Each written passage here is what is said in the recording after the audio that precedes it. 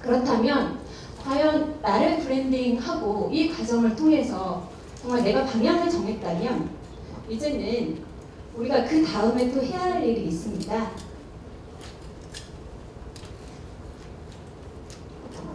영국의 문학가인 페이터는, 영국의 정말 위대한 비평가이자 문학가인 페이터는 스타일은 그 사람이다라고 했습니다. 여기에서 말하는 스타일이란 문체를 말합니다.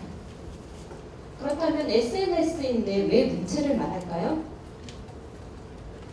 네, 우리가 정말 SNS는 짧은 단면이지만 말하듯 글로써 소통하기 때문에 나의 정말 이 글을 통해서, 문체를 통해서, 내가 쓰는 조그만 글들을 통해서 쌓이다 보면 나 자신의 얼굴이, 모습이 그대로 드러나기 때문입니다. 우리가 처음 만난 사람을 가장 쉽게 알 수 있는 방법은 뭘까요? 얼굴.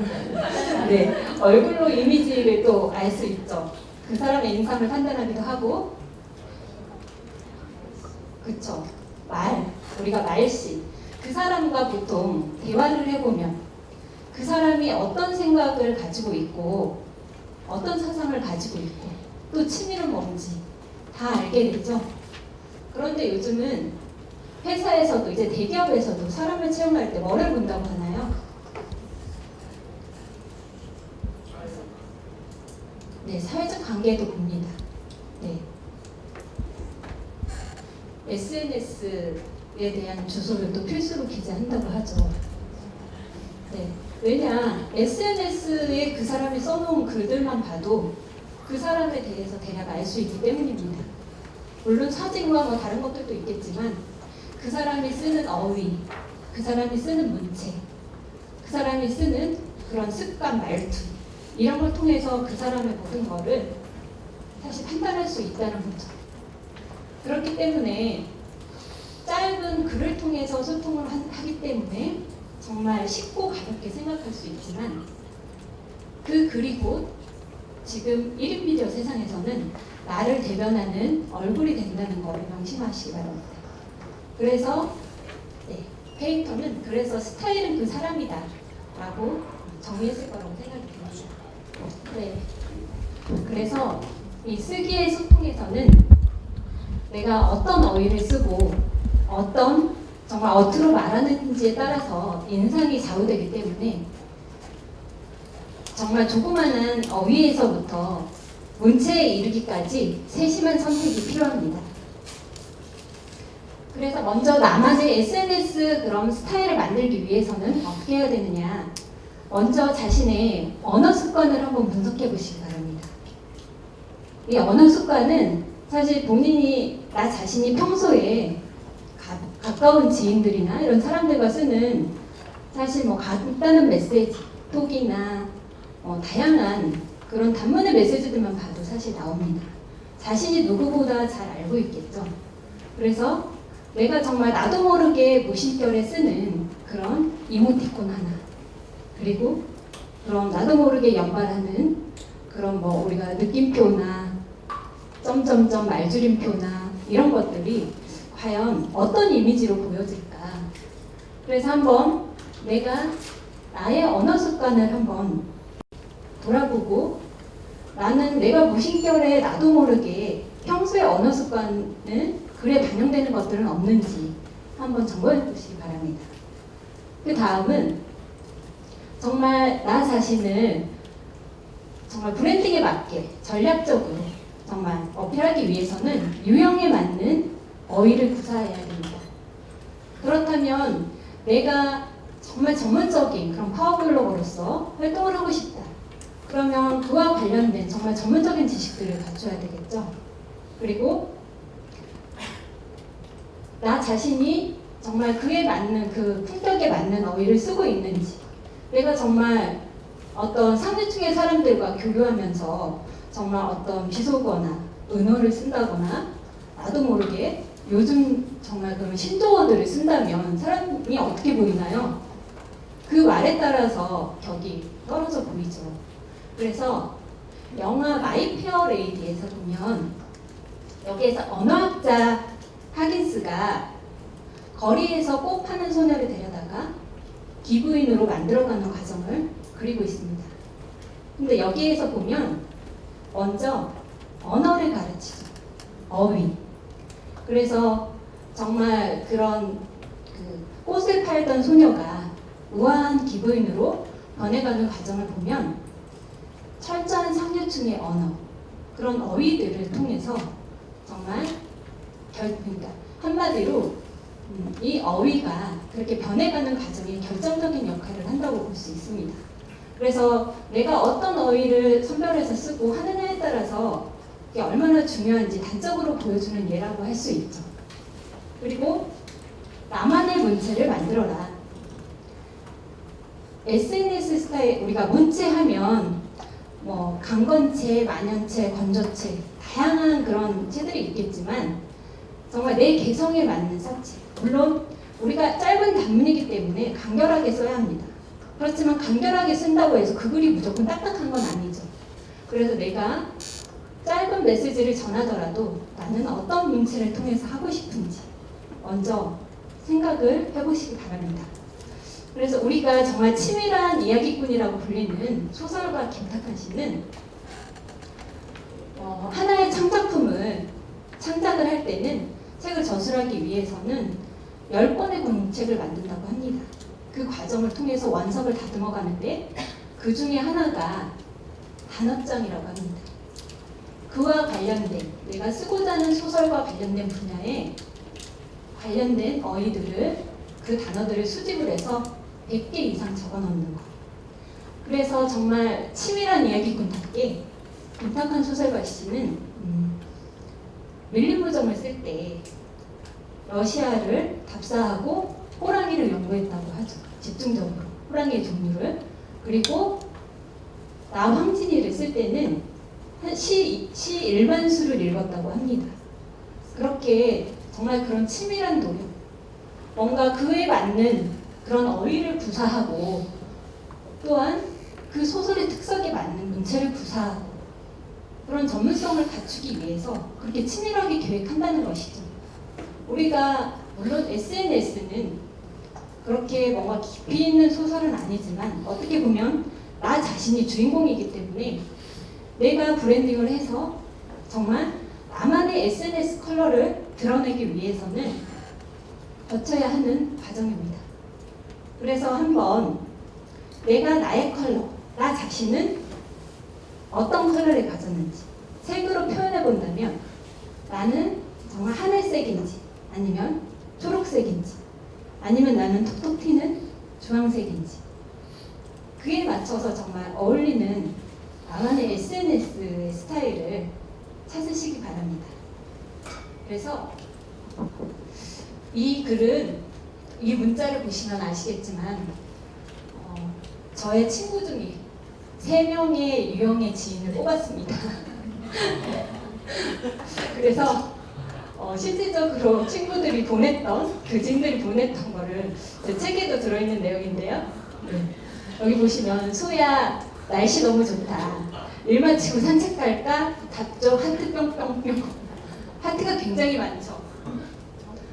이 친구는 보시면 아시겠지만 정말 감성이 아주 풍부한 친구입니다.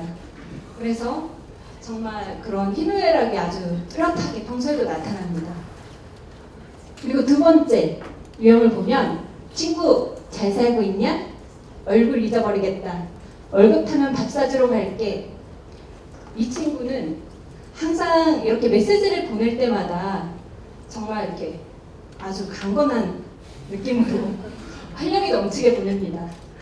친구의 특징은 항상 느낌표 잘 쓰고 말을 되게 힘있게 그냥 문장만 봐도 되게 힘이 느껴지죠. 그 다음에 세 번째 유형의 친구는 잘 지내지? 하늘이 참 파랗다. 조만간에 한번 보자. 점점점. 이 친구는 메일을 쓰든 이렇게 단문의 메시지를 보내든 항상 저렇게 점점점. 모든 다른 거 다 무시하고 점점점이 항상 많습니다. 말줄임표.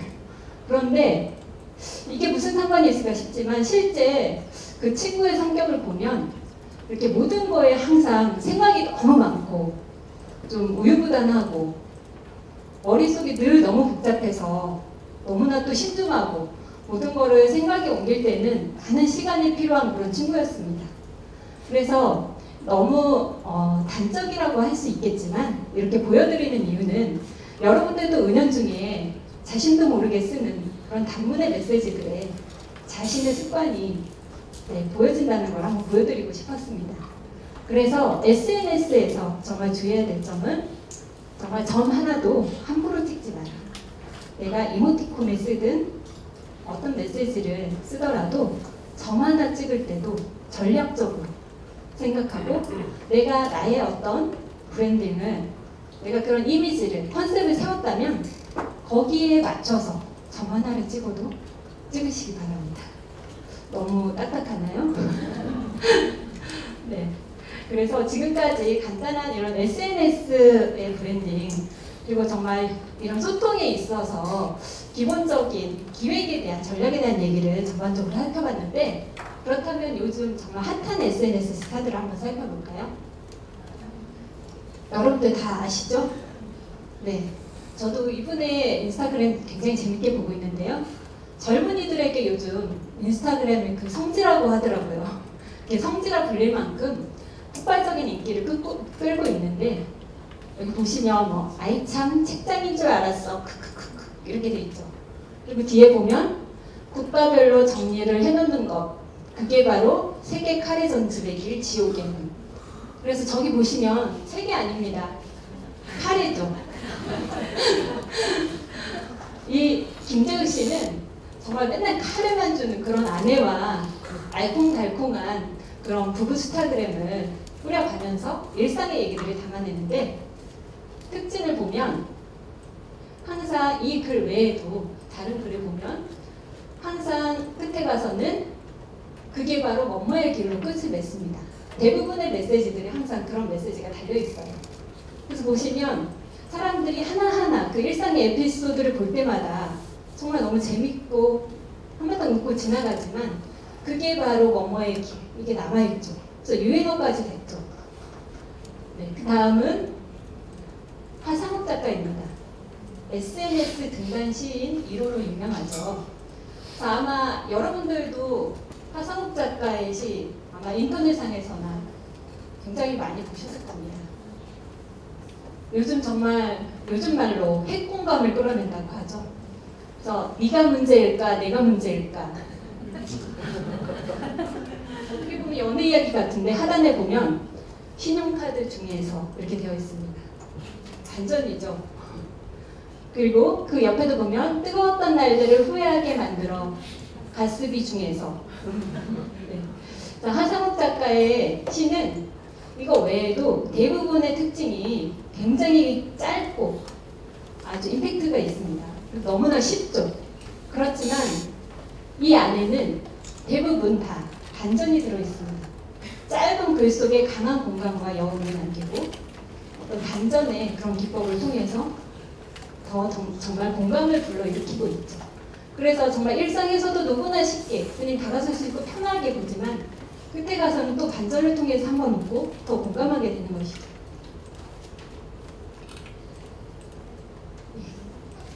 아마 최근에 이분도 이슈가 되고 있는 우리 그 브라질에 사시는 이찬재 할아버지 이제 곧 10월에 귀국을 하신다고 들었는데 이 할아버지의 특징은 뭐냐? 할아버지는 손주 사랑에서 시작했다고 합니다. SNS를. 브라질에 이민 가서 아내와 정말 30년이 넘게 살았는데 그곳에서 딸 자식을 낳고 살다가 딸이 난 손주들을 5년간 학교를 매일 아침 데려다주고 데려오고 이렇게 등하교를 해줬다고 해요. 그런데 어느 날 갑자기 딸이 한국으로 손주들을 데리고 가는 바람에 그 그리움이 너무 커서 상심에 빠져 있을 때 자녀들이 그걸 보내줬다고 하죠. 아버님이 그림 그리는 걸 좋아하시기 때문에 그림을 그려보시다. 이렇게 해서 하나 둘 시작하게 된 게 할아버지는 그래서 손주들에 대한 그리움을 담아서 그림을 하나씩 그려서 게재하기 시작했는데 이제 이 그림이 정말 세계적으로 폭발적인 인기를 끌어서 30만 팔로워를 넘기고 있다고 하죠. 네. 그래서 그런데 할아버지의 이제 다른 그림들도 요즘 너무나 많이 이슈가 되고 있기 때문에 이제 보시면 아시겠지만 그런 손주에 대한 그런 그리움이 담긴 저런 일상 사진이라든가 아니면 동물들 그리고 요즘은 이제 그 나라에 있는 그런 특색을 보여줄 수 있는 어떤 천연 기념물이라든가 다양한 일상의 소재들을 그림을 통해서 올리고 있습니다. 여러분도 아마 느끼셨겠지만 자신이 좋아하는 것, 잘할 수 있는 것, 또 자신만의 컬러가 명확하다는 겁니다. 컨셉이 명확하다는 거죠. 이찬재 할아버지는 늘 그림을 통해서 소통을 합니다. 그림을 그려서 올리고 거기에 짧은 글은 국문학을 전공하신 할머니가 써준다고 해요. 네. 그런데 할아버지는 어쨌든 꾸준한 메시지, 그림만 봐도 그 따뜻한 메시지가 담겨있죠. 손주 사랑으로 시작한 그 진심이 느껴지고 할아버지가 정말 잘할 수 있는 그림을 통해서 소통을 하고 있고 그리고 우리가 앞서 살펴봤던 하상욱 작가 그 글들을 보고 긴 글이 없습니다. 정말 굉장히 짧고 그렇지만 그 글 속에는 반전이 담겨 있습니다. 그리고 김재우, 개그맨 김재우도 보면 항상 그게 바로 엄마 얘기 그런 어떤 자기만의 일관성 있는 메시지를 전하고 있다는 거죠. 누가 개그맨으로서 개그맨들도 굉장히 SNS를 많이 하죠. 그렇지만 어떤 사람은 정말 사람들에게 어떤 타격이 되기도 하죠. 말 한마디 잘못해서. 그렇지만 김재우가 그런 인스타그램 성지가 될 만큼 더 유명한 그런 분은 자기만의 그런 컨셉을 정확히 잡아서 사실 개그맨으로서의 그런 재치와 입담과 그런 센스가 SNS만 봐도 다 보여지죠. 자신을 정말 PR하지 않아도 그걸 통해서 개그맨으로서의 그런 또한 센스도 보여줄 수 있는 겁니다. 그래서 이렇게 SNS를 통해서 잘하고 계시는 분들 정말 이런 잘하고 있는 유형을 살펴봤고요. 이 외에도 굉장히 많은 분들이 있지만 공통적인 특징은 그들만의 컨셉이 명확하다. 그래서 일관성 있는 메시지를 가지고 소통하고 있다.